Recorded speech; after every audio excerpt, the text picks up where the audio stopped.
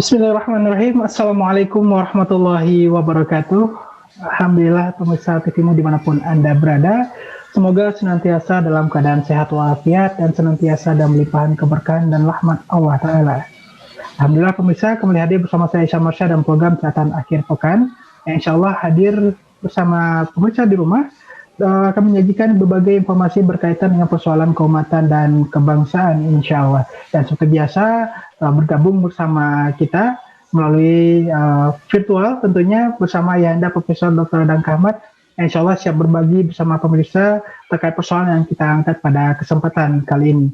Dan pemirsa, pada kesempatan kali ini kita akan mengangkat tema berkaitan dengan revisi Undang-Undang ITE atau Informasi dan Transaksi Elektronik yang belakangan juga kembali mencuat ke ranah publik usai pemerintah yakni Presiden Republik Indonesia kembali menyerukan agar masyarakat menghimbau masyarakat untuk memberikan kritik kepada pemerintah semaksimal mungkin demi optimalnya jalannya pemerintahan.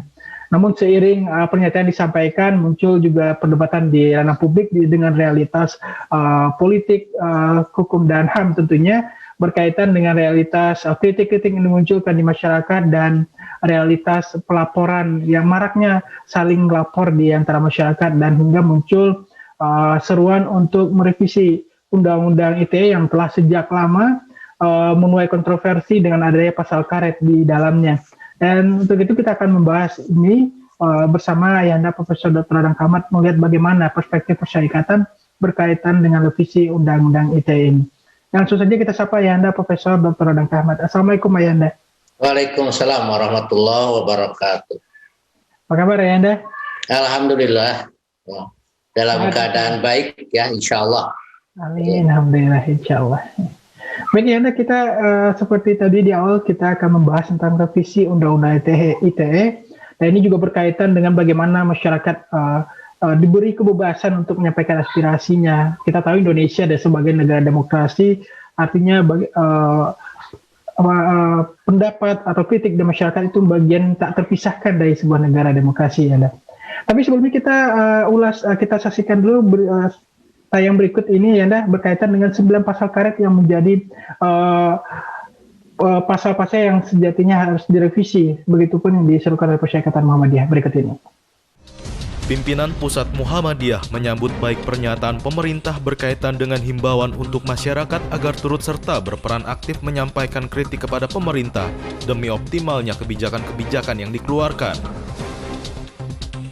Dalam upaya menyampaikan kritik persoalan revisi Undang-Undang Informasi dan Transaksi Elektronik atau ITE, kembali mencuat seiring dengan himbauan Presiden untuk masyarakat menyampaikan kritik kepadanya.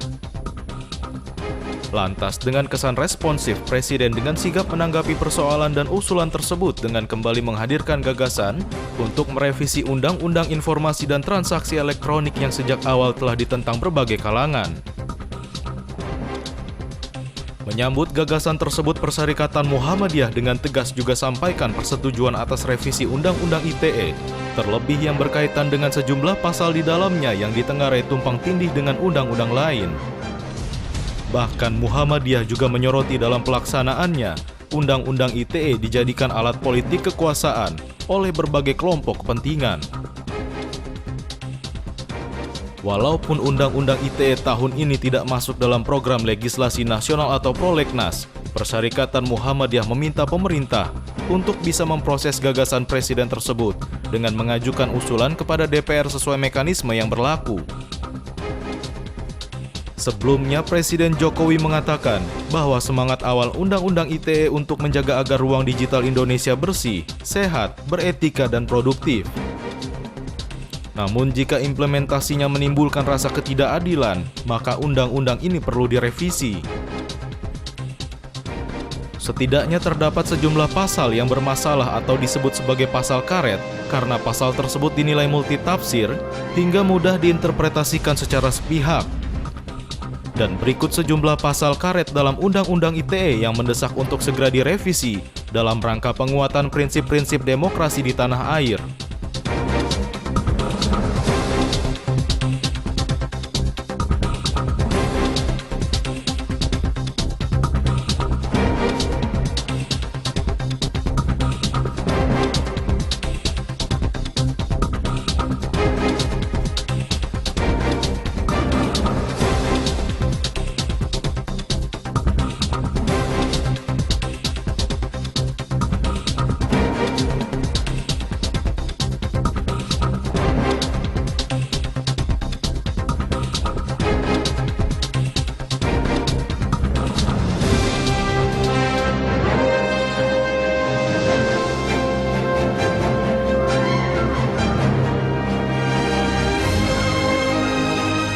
Pemirsa, itu tadi kita saksikan bersama 9 pasal karet yang terdapat di Undang-Undang ITE yang belakangan juga terus mendapat sorotan dari masyarakat sipil, juga bagaimana pasal-pasal ini seolah menjadi sandungan tentunya dalam rangka bagaimana masyarakat menyampaikan aspirasinya. Bahkan ada aksi saling lapor dan disebut-sebut juga sebagai digunakan oleh kekuasaan untuk saling lapor tadi. Ini berkaitan dengan hal tersebut. Dan Ayanda mungkin terkait tema kita, revisi Undang-Undang ITE, bagaimana tanggapan Ayanda berkaitan dengan revisi ini? Ya, bismillahirrahmanirrahim. Assalamualaikum warahmatullahi wabarakatuh. Waalaikumsalam. Alhamdulillah, wassalatu wassalamu ala rasulillah.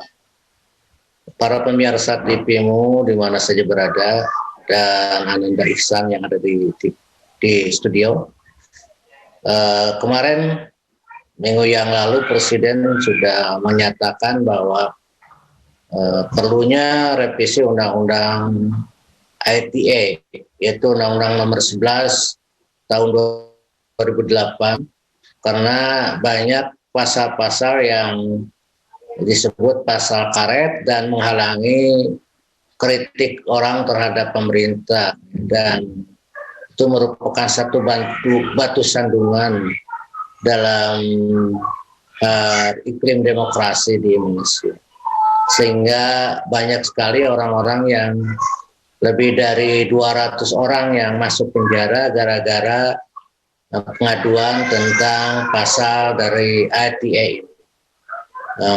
Undang-Undang Nomor 11 Tahun 2008 ini sebetulnya pernah direvisi pada tahun 2016, yang melahirkan Undang-Undang Nomor 19 Tahun 2016 waktu itu, tetapi revisinya bukan revisi yang mendasar, tetapi revisi yang hanya merevisi pasal-pasal yang tidak signifikan, umpamanya pasal 27 ayat 1 ayat 3 ya, itu yang direvisi, ancaman hukumannya dari 6 tahun menjadi 4 tahun, dendanya dari 1 miliar menjadi 750. Artinya tetap aja si undang-undang itunya tentang penghinaan dan pencemaran nama baik itu tetap berlaku ya, dan sehingga itu dijadikan alat untuk siapapun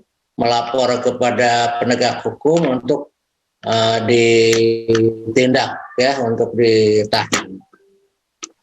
Cuma sekarang mungkin kalau untuk penghinaan karena kurang dari 5 tahun tidak ditahan ya. Tetapi pasal yang lain, umpamanya pasal 27 ayat 1 tentang kesusilaan, pasal 28 ayat 2 tentang ujian kebencian, itu masih hukumannya 6 tahun dan dendanya 1 miliar. Jadi bagi dua pasal ini orang-orang harus atau bisa ditahan terlebih dahulu untuk diinterogasi dalam proses hukum.